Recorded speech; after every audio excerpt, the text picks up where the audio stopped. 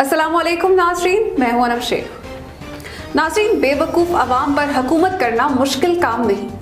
अवाम जाहिल हो, अनपढ़ हो और ऊपर से बेवकूफ़ हो तो आप इस पर बासानी हुक्मरानी कर सकते हैं। और ऐसी अवाम को कौम नहीं कहा जा सकता। ऐसी बेशऊर भटकी हुई अवाम की मिसाल बकरियों के रेवड़ की सी है, जिससे आप जिस तरफ मर्जी हाँकते हैं ये चल पड़ते हैं। इनमें सही गलत, अच्छे और बुरे की बिल्कुल तमीज़ नहीं होती। इनको बासानी बेवकूफ़ बनाया जा सकता है। इनकी खुद में ना कोई पहचान होती है और ना ही कोई इज्जत नफ्स।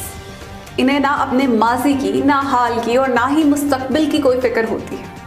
ये आंखों से अंधे, कानों से बहरे और जुबान से गूंगे होते हैं।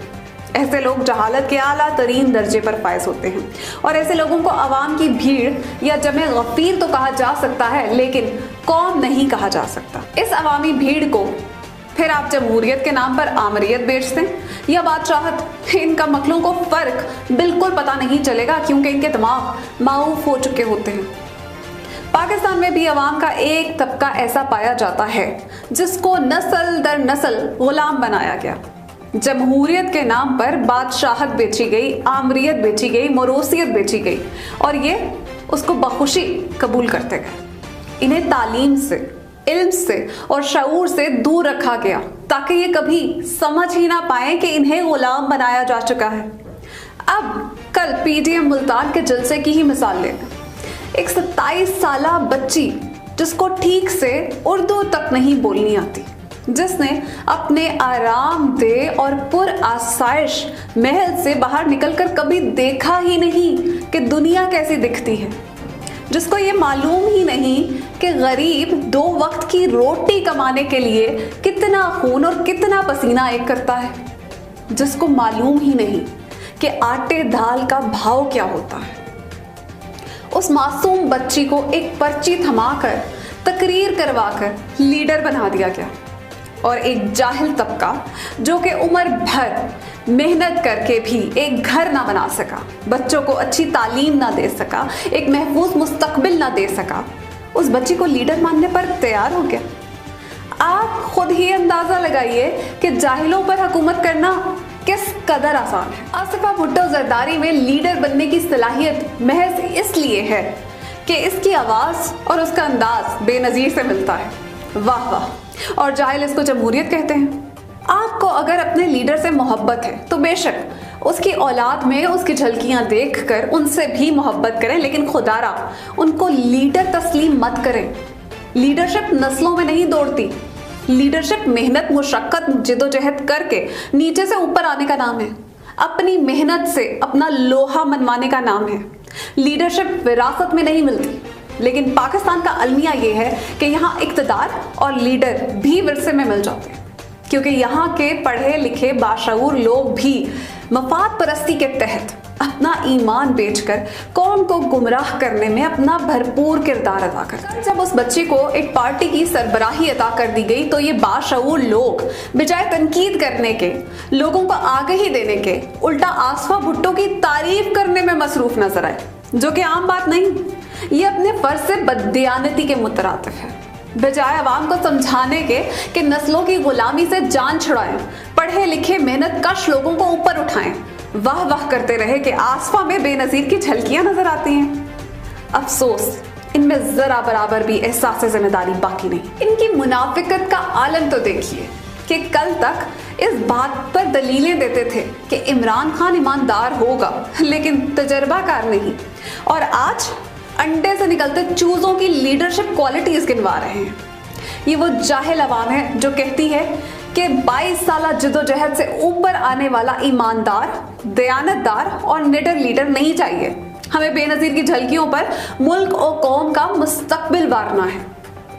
ऐसे लोग कौमें नहीं बनाते। कौमें खानदानों की गुलामी से नहीं बना करती। वॉल्टेयर की एक मशहूर कोटेशन है, उन बेवकूफ़ों को आज़ाद कराना मुश्किल है जो अपनी ही जंजीरों की इज्जत करते हैं। अब बात करते हैं मरियम नवाज की। मरियम जो कल तक इमरान का नाम लेना भी गवारा नहीं कर रही थी और कहती थी कि तुमसे कौन बात कर रहा है, तुम्हारी क्या अहमियत कि तुम्हारा जिक्र किया जाए, तुम तो कठपुतली हो, और आज सारी तकरीर ही इमरान खान पर कर रही हैं। ये तो वापसी की तमाम कश्तियां जलाकर आई थी। फिर अब वापस मुड़कर कहाँ जा रही हैं? तो बीबी मान लीजिए कि आपको हकीकी तकलीफ सिर्फ इमरान खान से ही थी, क्योंकि उस शेर दिल ने आप खूनख्वार नाम नेहाद जमहूरी टोले की असलियत बेनकाब कर दी। आपको हकीकी तकलीफ इमरान खान से ही है, क्योंकि आप जानती हैं कि ईमानत में, दयानत में, सदाकत में, काबिलियत में, अहलियत में आप उसका मुकाबला नहीं कर सकती। आप जानती हैं कि उसने अपने जोरे बाजू पर इस मुल्क को दरिंदों से निजात दिलाई, और आप जानती हैं कि वाकई बंदा ईमानदार है। सारी जिंदगी रिस्क हलाल कमाकर खाने वाला बंदा ईमानदार है। क्रिकेट की दुनिया में चैंपियन कहलाने वाला बंदा ईमानदार है। कैंसर अस्पताल से नमल यूनिवर्सिटी तक नामुमकिन ख्वाब की ताबीर बनाने वाला बंदा ईमानदार है।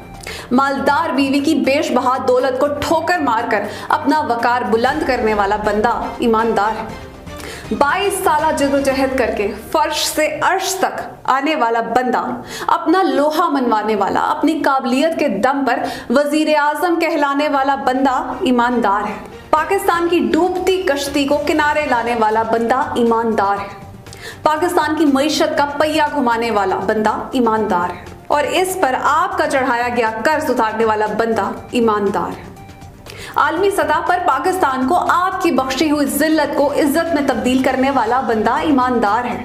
पूरी दुनिया में आपके दोस्त भारत को जलील और रुसवा करने वाला बंदा ईमानदार है। आप जैसों को इक्तदार की कुर्सी से उतार कर आला अदलिया से नाअहल करवाने वाला और सजाएं दिलवाने वाला बंदा ईमानदार है।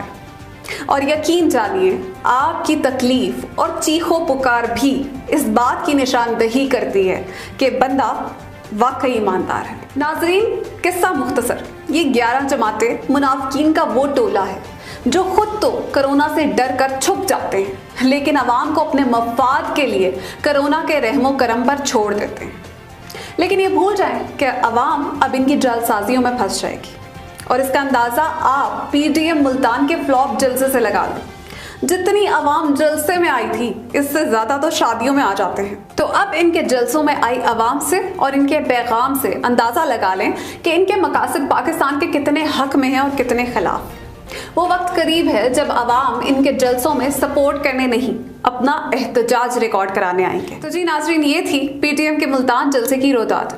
अपना ख्याल रखिएगा। पाकिस्तान जिंदाबाद।